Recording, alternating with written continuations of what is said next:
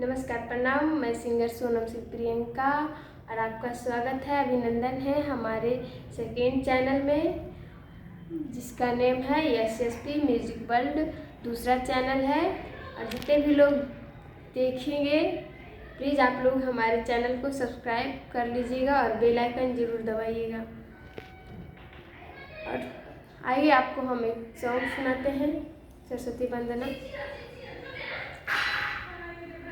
सखी करे चाला माई के पूजनवा, पूरा हो जाए तो हर हो सपनवा।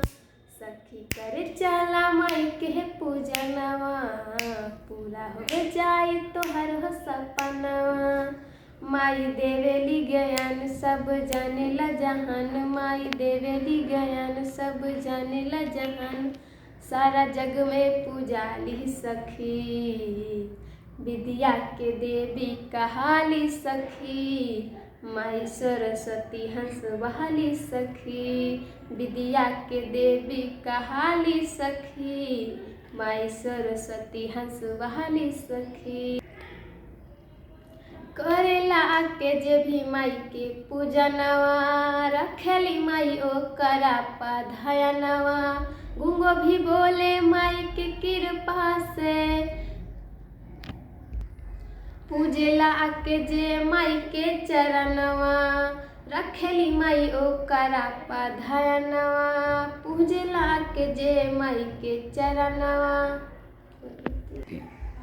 गुंगो भी बोले माई के कृपा से, पूजेला के जे माई के चरणवा। जे भी करे गुणगान उहे बनेला महान, देवलोक में पूजाली सखी।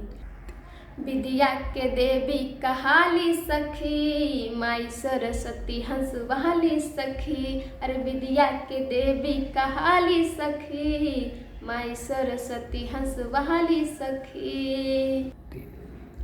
बाबू पटनहिया पूजा करे कार्तिक हो, महंगेले माई से ज्ञान के भिख हो।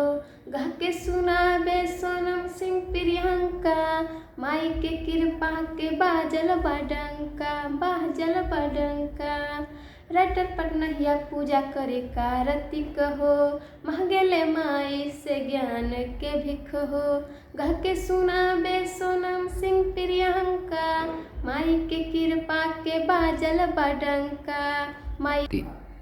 माई रखेली हाथ में बिना पूजा तियारी ना मीना, माई रखेली हाथ में बिना पूजा तियारी ना मीना।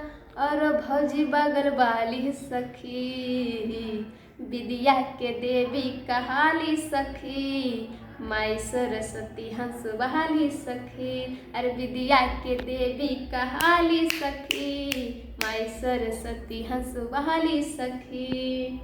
अगर अच्छा लगे तो लाइक कमेंट शेयर ज़रूर कीजिएगा और चैनल को सब्सक्राइब ज़रूर कीजिएगा।